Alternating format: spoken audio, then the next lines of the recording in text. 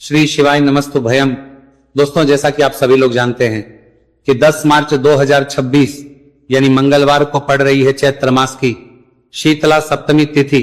और दोस्तों, यह वह तिथि है जो चैत्र मास में पड़ने वाली सबसे बड़ी तिथि है, क्योंकि यह मंगलवार के दिन पड़ रही है और इसका बहुत ही बड़ा और विशेष महत्व होता है। पूज्य गुरु जी ने कहा है कि अगर कभी भी मौका लग जाए और चैत्र महीने की शीतला सप्तमी मंगलवार को पड़ जाए तो आप लोगों को एक छुटकी काला तिल वाला उपाय तो अवश्य ही करना चाहिए। इन दोनों का संयोग बहुत ही कम आता है। इसी के साथ में गुरुजी ने अपनी शिव पुराण कथा में बताया है कि इस दिन आपको एक छुटकी काला तिल वाला उपाय तो आपको अवश्य ही करना चाहिए, क्योंकि ऐसा दिन पूरे साल में सिर्फ एक ही बार आता है। और दोस्तों, आप सभी लोग जानते हो कि मंगलवार शीतला सप्तमी का अगर सबसे बड़ा कोई उपाय है तो वह एक छुटकी काला तिल वाला उपाय है। तो दोस्तों, मंगलवार शीतला सप्तमी के दिन आप लोगों को इसे एक छुटकी काला तिल वाला उपाय को जरूर करना है।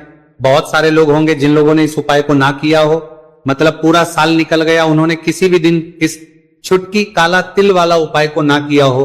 पर दोस्तों, आपके पास एक आखिरी मौका बचा हुआ है, जो कि 10 मार्च मंगलवार शीतला सप्तमी के दिन है। इस दिन आप लोगों को इस वाले उपाय को जरूर कर लेना है। भले ही आपने पूरे महीने भर इस उपाय को ना किया हो, पर अगर आपने इस महीने के मंगलवार शीतला सप्तमी के दिन अगर इस वाले उपाय को कर लिया तो आपको इस उपाय को करने का वह फल मिलेगा जिसकी आपने कभी कल्पना भी नहीं करी होगी। इसीलिए आप लोग इस वाले उपाय को एक बार जरूर कर लेना है, ताकि आप लोगों के हाथ से यह मौका ना जा सके और आपको इस उपाय को करने का फल मिल सके। दोस्तों, यह उपाय पंडित जी ने अपनी अभी की ही श्री शिव महापुराण की कथा में बताया है। उपाय को आज हम आपको बहुत अच्छे से समझाने वाले हैं। इस वीडियो को देखने के बाद इस उपाय को समझने के लिए आपको कोई और वीडियो को देखने की जरूरत नहीं पड़ेगी। तो चलिए दोस्तों, उपाय को शुरू करते हैं। देखिए, ये इस चैत्र महीने के मंगलवार शीतला सप्तमी के दिन ये इतना खास होता है, इतना महत्वपूर्ण होता है, देखा गया है। कभी कभी बड़े बड़े पूजा पाठ अनुष्ठान से जो मनोकामना पूर्ण नहीं होते, वह चैत्र महीने की मंगलवार शीतला सप्तमी के दिन एक छोटे से उपाय करने से ही आपकी मनोकामना पूर्ण हो है। और बहुत सारे लोगों ने इस उपाय को किया भी है और उनको इस उपाय को करने का फल भी जरूर मिला है। अगर आप लोग भी इस उपाय को करना चाहते हैं तो आप इस उपाय को पहले अच्छे से समझ लेना, सुन लेना, उसके बाद करना। आपको इस उपाय का फल जरूर मिलेगा। और इस उपाय को कर लेने से आपके घर में चाहे किसी भी प्रकार की दोहक और समस्या क्यों ना चल रही हो, आपको उसका कारण भी नहीं पता है कि भाई यह समस्या किस कारण से चल रही, उसका कुछ भी कारण हो सकता है, जैसे पितृदोष हो सकता है या किसी भी तरह का मंगल दोष भी हो सकता है। तो इस दिन आप लोगों को यह वाला उपाय कर लेना है। ये एक ऐसा उपाय है जिस उपाय को अगर किसी विशेष दिन पर किया जाए तो भाई उस विशेष दिन का जो है वह तो हमें मिलता ही मिलता है, पर हमने उस दिन पर इस उपाय को किया है तो हमें उससे भी बड़ा फल मिलता है और फल बहुत जल्दी मिलता है, क्योंकि आप इस उपाय को बहुत ही बड़े और विशेष दिन पर रहे हो। तो चलिए अब उपाय के बारे में बात करते हैं, लेकिन उससे पहले आप लोगों को यह जानना आवश्यक है कि आखिर यह उपाय किस समय करना है, किसको करना है और कैसे करना है। तो चलिए हम आगे आपको वीडियो में एक एक करके बता देते हैं। लेकिन उससे पहले अगर आप लोग हमारे चैनल पर पहली बार आए हैं या फिर मेरी आवाज आज पहली बार सुन रहे हैं तो हमारे चैनल सनातन धर्म का संसार को सब्सक्राइब जरूर कर लेना और इस वीडियो को लाइक करके कमेंट बॉक्स में श्री शिवाय नमस्तु भयम ओम नमः शिवाय जरूर टाइप कर देना। तो दोस्तों, इस एक छुटकी काला तिल वाला उपाय को हमें इस मंगलवार शीतला सप्तमी के दिन कैसे करना है, किसको करना है, किस समय करना है और कहां पर करना है, ये सारे सवालों के जवाब आपको इस वीडियो में मिल जाएंगे। और जो ये वीडियो देखेगा भाई, उसको एक छुटकी काला तिल वाला उपाय जरूर करना चाहिए, क्योंकि इस दिन काला तिल का भी बहुत ही बड़ा और विशेष महत्व होता है। और बात आ जाए एक छुटकी काला तिल वाला उपाय की, तो ये सोने पे सुहागा वाली बात हो जाती है और ये एक बहुत ही बड़ा उपाय हो जाता है इस मंगलवार शीतला सप्तमी का। तो अब दोस्तों, इस एक छुटकी काला तिल वाला उपाय को आखिर करना किसको है, सबसे पहले हम लोग वो बात जान लेते हैं। तो देखो, घर की जो बड़ी माताएं बहनें होती हैं, उन माताओं बहनों में से कोई भी एक बड़ी माता बहन इस वाले उपाय को कर सकती है। और दोस्तों, अगर आप तो अपने घर में से सभी सदस्यों को भी इस उपाय को करवा सकते हैं। अगर किसी व्यक्ति की खुद की कोई मनोकामना है, खुद की कोई दुख और परेशानी है जो कि वो अपने लिए ही करना चाहता है इस वाले उपाय को, तो वो खुद अपने लिए भी कर सकता है। बाकी अगर कोई घर में से ऐसा है जो कि अपने पूरे घर परिवार की सुख और शांति के लिए ये वाला उपाय करना चाहता है तो भाई वो भी कर सकता है, उसमें भी कोई दिक्कत वाली बात नहीं है।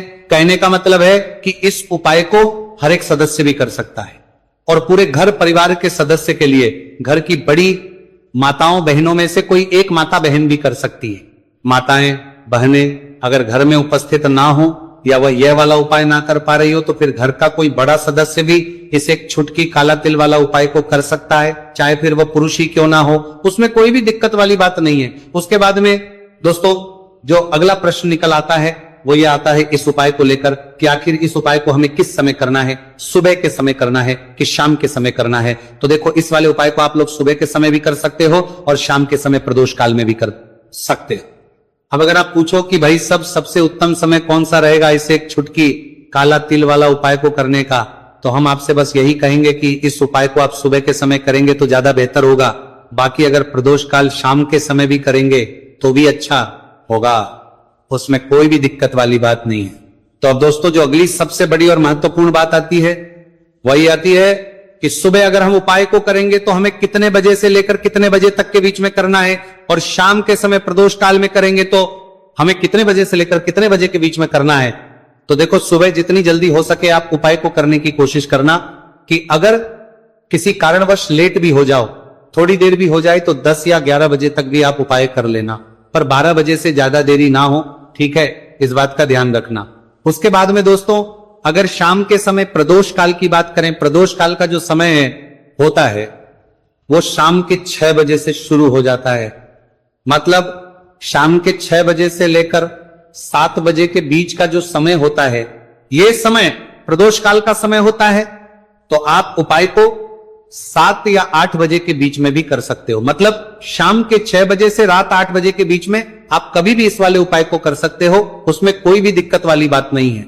देखिए यदि आपके जीवन में संकट बहुत ही अधिक चल रहे हो, समस्याएं बहुत ही अधिक चल ही हो, एक एक रूप खर्च करने आपको बस ओढ़ रहा है, भूमि से जुड़ी हुई कोई भी समस्या हो या फिर आपके विवाह से जुड़ी हुई कोई भी समस्या हो या आपके व्यापार से जुड़ी हुई कोई भी समस्या हो, तो आपकी यह सारी समस्या इस मंगलवार शीतला सप्तमी के दिन समाप्त होने वाली है। तो चलिए दोस्तों जानते हैं उस विशेष उपाय के बारे में। देखिए इस वीडियो में हम पूज्य गुरुजी द्वारा बताए गए 3 बहुत ही चमत्कारिक उपायों के बारे में जानेंगे। देखिए ये जो उपाय है आपके जीवन से दुर्भाग्य का तो अंत करेंगे ही, साथ ही साथ यदि आपके जीवन में धन की समस्या चल रही है तो वह सभी भी आपकी समाप्त हो जाएंगी। देखिए गुरुजी ने बताया है कि जब भी मंगलवार शीतला सप्तमी का दिन पड़े तो हमें कर्ज मुक्ति के लिए कुछ उपाय करने चाहिए। इसी के साथ हमें धन प्राप्ति, भूमि से जुड़े कार्यों और विवाह के लिए भी उपाय करने चाहिए। तो चलिए दोस्तों जानते हैं गुरुजी द्वारा बताए गए सबसे पहले उपाय के बारे में। देखिए यह उपाय विशेषकर उन लोगों को करना है जिनकी भूमि से जुड़ी कोई भी समस्या चल रही हो, यानी कि उनकी भी जमीन से जुड़ी हुई समस्या चल रही है, यानी कि जो लोग मकान खरीदना चाहते हैं या फिर उनका खेत से जुड़ा कोई भी केस चल रहा है या फिर जिनके भी विवाह में विलंब हो रहा है या फिर जिन भी लोगों के जीवन में कर्ज बहुत ही अधिक बढ़ने लगा है, कर्ज जो है वह चुका नहीं पा रहे हैं। तो गुरुजी ने कहा है कि ऐसे लोगों को यह उपाय करना चाहिए। देखिए इस उपाय के लिए आपको थोड़े से काले तिल ले लेने हैं। देख आपको मात्र एक चुटकी काले तिल ले लेने हैं। इसी के साथ में आपको थोड़ा सा शहद ले लेना है। फिर सबसे अंत में आपको एक लोटा शुद्ध जल ले लेना है। तांबे के पात्र के अंदर आपको अपने घर से शुद्ध जल ले लेना है और इन सभी सामग्रियों को आपको लेकर के पहुंच जाना है भगवान शिव के मंदिर में। देखिए पूज्य गुरुजी ने बताया है कि इस उपाय को आप सुबह से लेकर के शाम तक किसी भी समय में कर सकते हैं। देखिए मंदिर पहुंचने के आप जो काले तिल लेकर के गए थे उनमें आपको थोड़ा सा शहद लगा लेना है। देखिए आप जो शहद लेकर के आए हैं उस शहद में आपको ये काले तिल अच्छे से डुबो देना है और शहद से युक्त ये जो काले तिल हैं इन्हें आपको शिवलिंग पर अर्पित कर देने हैं या फिर आपको शिवलिंग के चारों तरफ अच्छे से काले तिल का लेपन कर देना है। पूज्य गुरुजी ने बताया है कि लेपन करते समय यदि आपके जीवन में कर्ज से जुड़ी समस्याएं चल रही हैं, लेपन करते समय आपको आर्यन मुक्तेश्वर महादेव का स्मरण करना है या फिर आपके जीवन में विवाह से संबंधित या फिर जमीन से संबंधित कोई भी समस्या चल रही है तो फिर आपको मंगलेश्वर महादेव का स्मरण करना है। इसके बाद जो आप जल लेकर के आए हैं उसे आपको धीरे धीरे शिवलिंग पर अर्पित कर देना है तथा आपको लगातार शिव महापुराण के मूल मंत्र श्री शिवाय नमस्तु भयम इस मंत्र का जाप करते रहना है।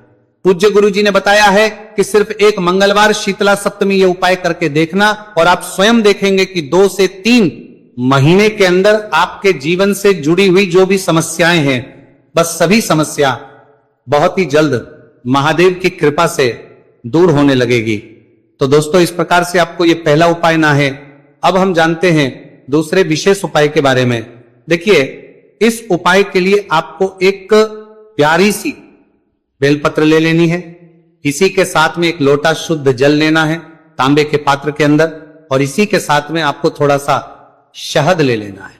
देखिए मंगलवार का दिन है और मंगलवार शीतला सप्तमी के दिन यदि हम शहद का उपाय करते हैं तो इससे महादेव हमसे बहुत ही अधिक प्रसन्न होकर के हमारी मनोकामना को परिपूर्ण करते हैं। देखिए दोस्तों यदि आपको बेलपत्र नहीं मिल पाती है तो आप भगवान शिव के शिवलिंग पर जो बेलपत्र छड़ी हुई होती है उसे शुद्ध जल से धो करके उसका उपयोग कर सकते हैं। तो इन सभी सामग्रियों को आपको भगवान शिव के मंदिर में लेकर के पहुंच जाना है।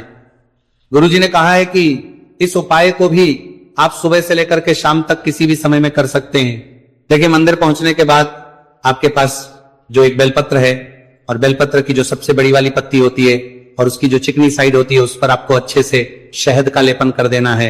यानी कि बेलपत्र की बड़ी वाली पत्ती पर पूरी ही पत्ती पर अच्छे से शहद लगा देना है। अब देखिए ये जो बेलपत्र है इसे आपको अपने सीधे हाथ की हथेली पर रखना है और आपके जो भी कार्य अटक रहे हैं।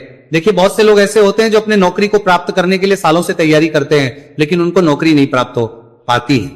बहुत से ऐसे लोग होते हैं जो बहुत ही मेहनत करते हैं, धन भक्ति के लिए बहुत अधिक प्रयास करते हैं लेकिन फिर भी उनको धन प्राप्त नहीं हो पाता है।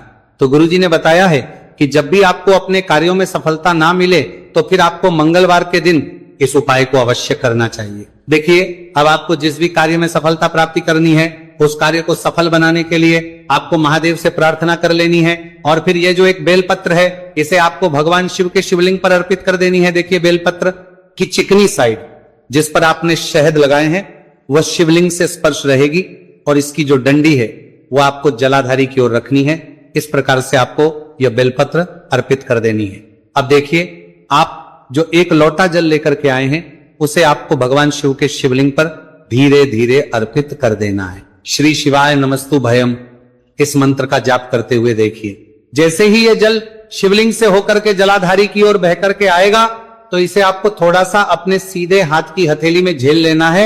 इस जल को आपको अपनी दोनों आंखों पर लगा लेना है और इस जल का थोड़ा सा छिड़काव आपको अपने शरीर पर कर लेना है। पूज्य गुरु जी ने बताया है कि जब भी हम मंगलवार के दिन शहद वाली बेलपत्र शिवलिंग पर अर्पित करते हैं तो इससे हमें महादेव हर कार्य में सफलता प्राप्त करवाते हैं। यदि हमें अपनी मेहनत करने के बावजूद भी पर्याप्त मात्रा में सफलता नहीं मिल पा रही है तो गुरुजी ने कहा है कि आपको मंगलवार शीतला सप्तमी के दिन ये चमत्कारिक उपाय अवश्य ही कर लेना है। अब दोस्तों हम जान लेते हैं गुरुजी द्वारा बताए गए तीसरे विशेष उपाय के बारे में। देखिए इस उपाय के लिए भी आपको मात्र एक लोटा शुद्ध जल ले लेना है तांबे के पात्र के अंदर। फिर इसी के साथ में आपको एक प्यारी सी बेलपत्र ले लेनी है। बेलपत्र आपको ध्यान रखना है कि कैसे भी कटी हुई खंडित नहीं होनी चाहिए। अब देखिए मात्र 2 सामग्री लेकर आपको भगवान शिव के मंदिर में पहुंच जाना है।